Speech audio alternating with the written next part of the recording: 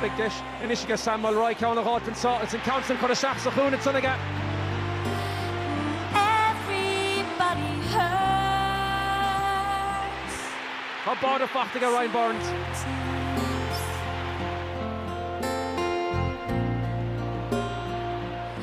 Count back the son again. Rory Kinsella.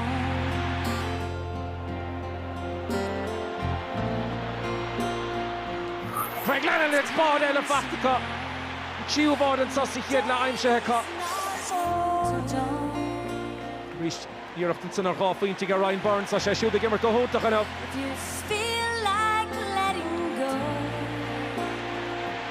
Samuel Ryan, he fed the show in count for a moon acre. If you're sure you've had too much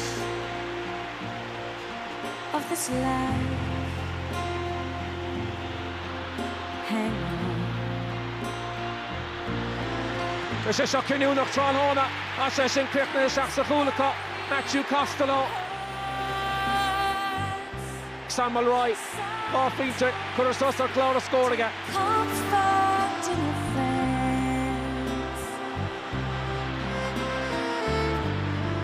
Craig Lennon got in the road, has had Nachmore round.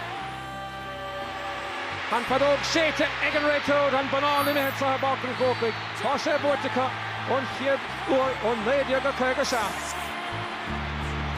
Oh, no.